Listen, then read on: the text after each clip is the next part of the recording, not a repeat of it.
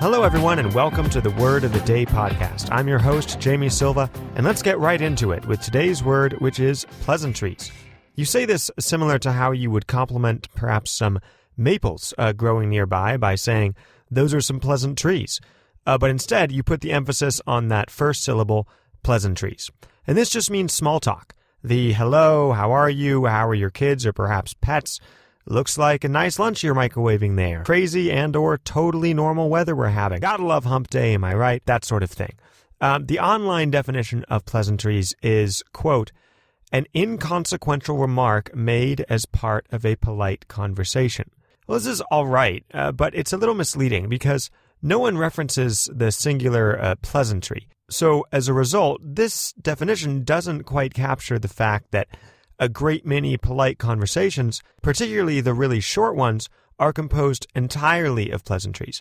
And even longer chats will nearly always begin with something called the exchange of pleasantries, which establishes that both parties are caring and polite sorts of people. And then once they've done that, they can move into the meat of the conversation.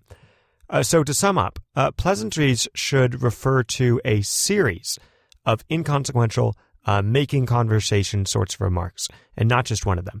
No one would make a single pleasantry. Like if you just walked into the break room and you said, did you see the rain on the way over? And then you walked out immediately. That's not a pleasantry. That's just a random remark. So context and multiple pleasantries is very key here to the proper meaning. Let's go straight to the examples. Example number 1. After exchanging the obligatory pleasantries of two people who are only interacting because one of them answered a Craigslist ad, Vance and Ron began haggling over the price of Ron's gently used washing machine. Example number 2.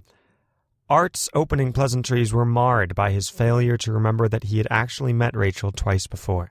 Well, that's it for the Word of the Day proper, which means that it's now time for another edition of the wildly popular segment, Gratuitous Observations About Things, in which I reflect or opine on whatever suits my fancy, whether you ask to hear what I think about it or not. Today's gratuitous observation is in regard to the greenest Jedi of the Star Wars universe, Yoda. Now, as you're probably aware, his speech patterns have long been considered a little odd, the syntax a bit unorthodox. Here are a couple examples, and no way am I doing the voice. That wouldn't be fun for anyone here. A quote, "Death is a natural part of life. Rejoice for those around you who transform into the Force. Mourn them, do not. Miss them, do not. Attachment leads to jealousy. The shadow of greed, that is." Notice, particularly there at the end, that the main verbs will go at the end of the sentence. The miss them, do not, shadow of greed, that is. Whereas in conventional English speech, we'd put the verb at the beginning. I.e., try not to miss them, and that there is the shadow of greed. Here are a couple more examples of this same speech pattern from Yoda. Quote, "Patience you must have, my young Padawan." And then later, "Powerful you have become, the dark side I sense in you." Again, the verbs, as you see here, are at the end. So then the question arises, well, other than Jedi, or I guess just Yoda, what other ancient civilization also put the verbs at the end of sentences? And the answer to that is the Romans. In Latin, the verbs nearly always went at the end. So consider a couple famous Latin sayings. First, ipsa scientia potestas est, which is translated to knowledge itself is power, which in the conventional English version is usually shortened just to knowledge is power. So if you just take the words, the Latin words, in the order they were written, this becomes itself, knowledge, power is.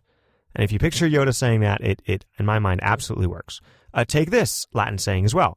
Non de gustibus disputandum est, meaning there is no argument with taste. The modern equivalent, I guess, would be to each their own, or perhaps different strokes for different folks, that sort of thing. Anyway, if you read, once again, the Latin words in the order they're written, it goes, not with taste, argument, there is.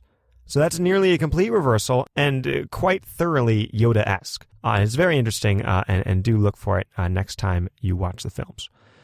Well, that'll do it for today's episode. I hope you enjoyed the word today, pleasantries. Once again, my name is Jamie Silva, and thank you all for listening. I do hope you have a great day or night whenever you're listening to this. I am a little tired myself now that I mention it. I'm pretty good, but tired and pretty busy lately, but in a good way and all, but still. And no, I didn't see the game last night. I did hear about it. I heard it was exciting, but didn't get a chance to check it out. Are you still driving in from the city, by the way? It's the traffic. I tell you, it gets worse every day. Anyway, tell Dave I did say hello. It's really been too long. Him, this goldfish I haven't said hello to in a very long